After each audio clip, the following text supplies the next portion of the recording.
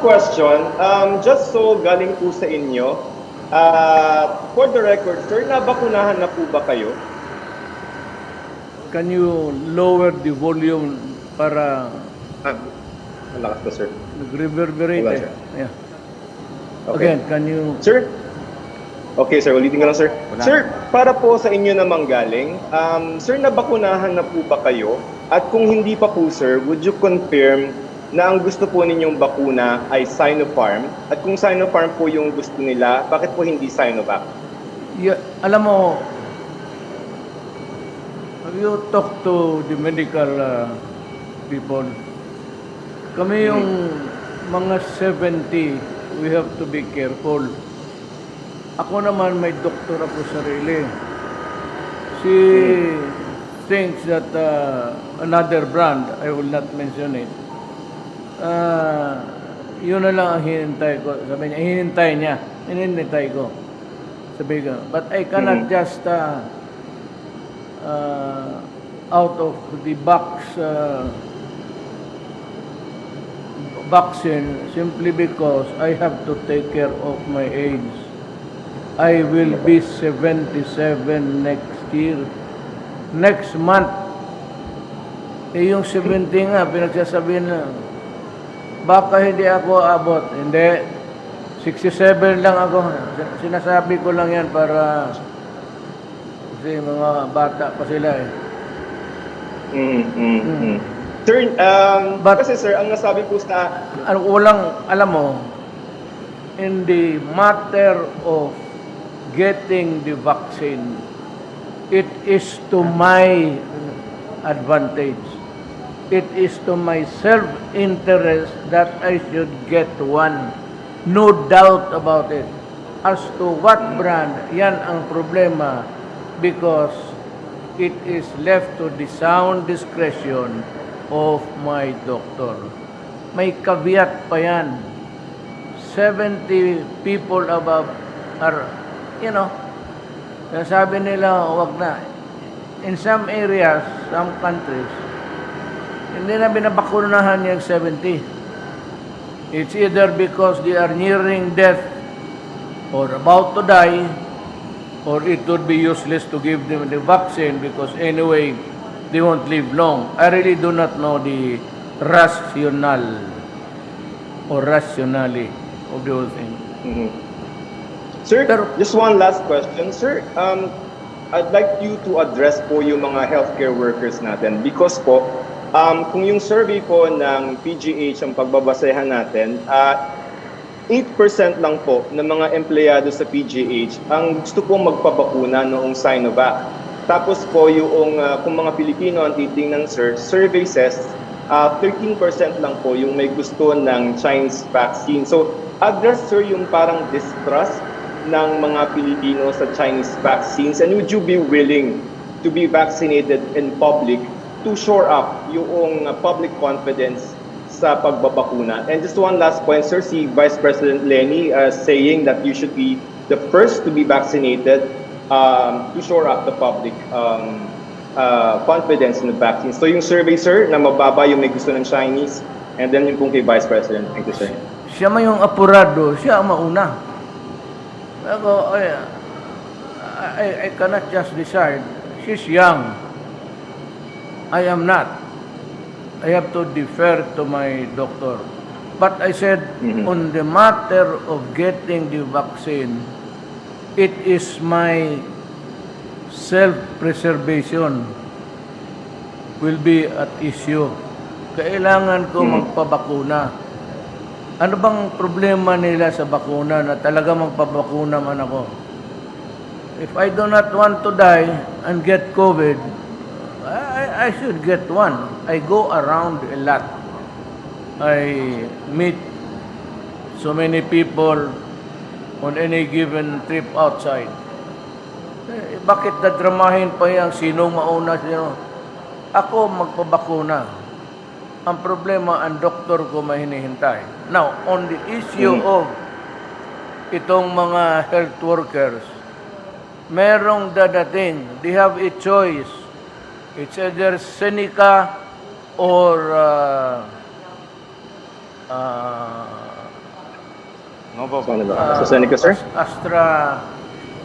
AstraZeneca, sir. AstraZeneca, yan. Ay, AstraZeneca o the Sinovac. Kung ayaw nila ng Sinovac, maghintay sila in a few days. There has been quite a... basta I was assured that it would be coming within the next few days. Di yun ang gusto Correct. nila, they have a choice. That's about another, I don't know how many. 500,000, sir? Ewan ko, basta siguro dyan. I cannot really tell you the exact number. Basta ito, galing ito sa World Health Organization, yung Sinovac. Mhm. Ito yung inaporsyon ng WHO among the countries that cannot afford to buy it immediately. Kasi agawan. Now, kung magsabi ngayon, bakit ngayon lang, mabutit na nga't nag-donate nagmagandang loob ng China. This, what you see now, are donated vaccines. Tayo may pera kasi naghiram tayo sa World Bank pati sa DBP. Sabi ng dalawang ahensya, okay, pahiramin kayo. Walang problema. Problem is, agawan ngayon ng bakuna. Until there is a residual supply, we'll just have to wait yung magbili tayo. Sige, reklamo. Sinabi ko na ang rason, walang supply. Ginusto ko man magnakaw, ginusto ko man magbili, wala eh. Kaya itong unang dumating, AstraZeneca would be coming. Now, for those who do not want to be vaccinated, okay lang sa akin. Wala akong problema. Ayaw ninyo magpabakuna, okay. That's your choice. Okay. Maraming salamat. Okay, sir, thank you for your time. Yes, sir. Kagaya ng ganito. Thank you very much for your time, sir. Yeah. Go ahead. Susunod Ganito. pong magtatanong, Mr. President. Kailangan ka mag-mask. I cannot. I simply cannot. Para akong inutil na magsalita na ano. I have to remove it. I'm asking for an exemption? No. But if you want me to do my duty, to talk to the public, to answer the questions from the press, talagang tinatanggal ko kasi I just feel bothered by all of these things hanging in front of me. Okay, sir. Thank Okay. you for your time, sir. Nice Okay, meeting you sir. again, sir. Ang susunod pong magtatanong ay si Ms. Pia Gutierrez ng ABS-CBN. Hi sir, magandang gabi po. Sir, with the start of the vaccine rollout, sir, could you please tell us what kind of scenario that the Philippines will expect in the next few days or in the next few weeks? More importantly, sir, when do we expect the Philippines to achieve herd immunity, and when do we expect to get our lives back to normal? Kailan daw po ang ine-expect natin na magkaroon tayo ng herd immunity at kailan daw ine-expect po natin na babalik po tayo sa normal? Herd immunity is a science.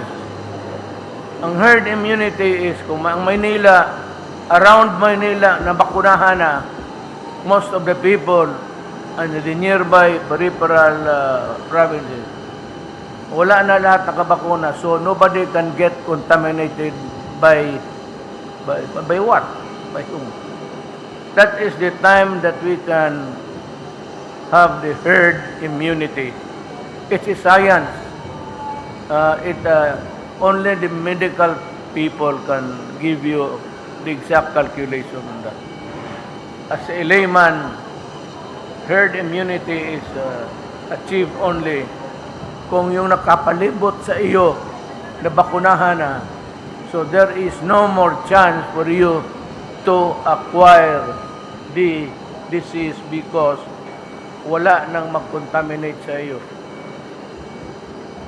So, sir, with the arrival of the vaccine, sir, when do we expect to achieve this herd immunity, sir? Look, ganito ha. Mahirap kasi yan, ma'am. Because ang herd immunity, para sa akin, personally, mas maganda kung contiguous ang territory. Because you only have to do a circle, paliit ng paliit, paliit ng paliit hanggang towards the center of gravity. Ito island for island eh. And we cannot stop travel. And we cannot expect all people to agree to be vaccinated. That is the problem.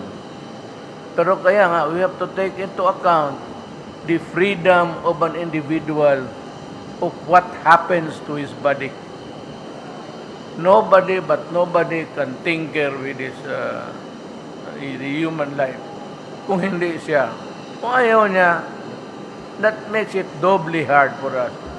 But that is also one which we have to take into account in dealing with the problem of COVID-19. Sir, as far as our targets are concerned, do you see this happening within the year or next year or in the next 2 or 3 years? Herd immunity, akin lang yan. Sa basa-basa ko lang. Wala akong, I have no reference except that I cannot recall now how many articles I've read about herd immunity. Ang Pilipinas, towards the end of mga early next year pa. Early next year. Early next year. If you ask a doctor, he would give you the same answer. Maybe. Maybe not. I'm wrong. Pero sabi ko, yun lang nabasa ko. What I've read from international magazine. Wala talaga akong, I must confess my incomplete and inadequate knowledge dito sa bagay na to.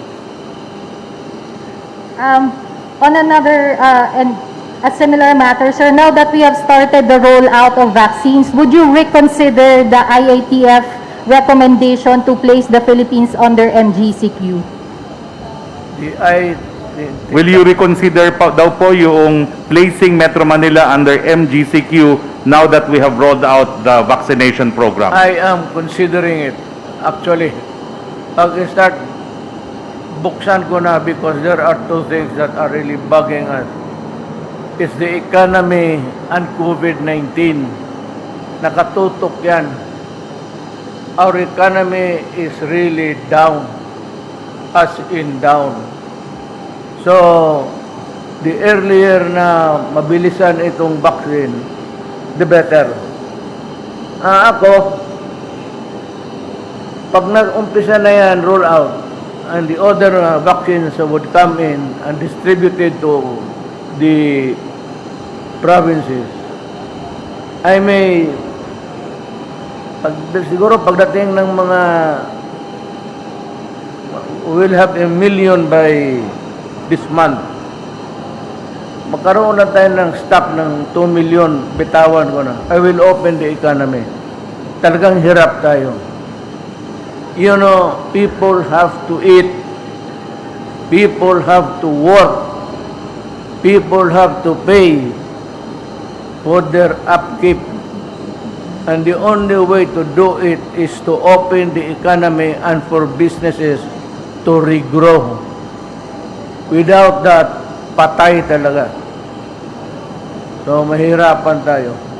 Sir, when you say reopen the economy, that means placing Metro Manila under MGCQ in March? As a matter of fact, kung kita ko na marami ng vaccine, open ko na lahat. Tanggalin ko na yan. Kung mayroon ng, if the vaccine is available to anybody, for one reason or another, sa mga probinsya na distribute na yan, kasi hindi naman mag-abot ng 110 million. Sa estimate nila, it's about 40 million. Kung makahit tayo ng 40 million, o nandyan na yung vaccine, baski meron tayong mga 20, 30, buksan ko na. Buksan ko na dahil sa economy. Sir, what about face-to-face classes po? The what? Face-to-face classes. Wag muna. Not now. It would be, I cannot make that decision. It will place the children in jeopardy. Alam mo, iba na yung decision, iba na yung maraming mamatay. I am not ready to lose the lives of our young people, our children. Diba? Thank you, sir. Tingnan ko, as they come, pag tingnan ko nakabakuna araw-araw, what's the use? Yung mga ayaw, yung gusto pa ng ibang klaseng, there's the AstraZeneca. If you do not have faith in the Chinese, ako mismo, I guarantee to you, basa, yung 50%, nobody can really tell you how effective it is or the efficacy is at that number. It would depend on your body. If you are a healthy person with no underlying causes of diseases, talagang kailangan mo ng mas marami. Mahina ang katawan mo. Pero pag bigay mo yan kagaya sa inyo, yung mga babae, nagkayo ng katindig dyan, wala, that's 100, almost 90. Ulang-ulang makasabi niyang there's no scientific data of comparison there. Wala pa. The fact that Malaysia, Indonesia, Brazil, Africa, UAE, I think, okay, the outcome has been quite successful. Sa China, wala na. Ginamit nila Sinovac, Sinopharm. Okay na sila. As a matter of fact, President Xi Jinping announced, basa ko lang, that China has overcome poverty. Wala nang pobre sa China ngayon.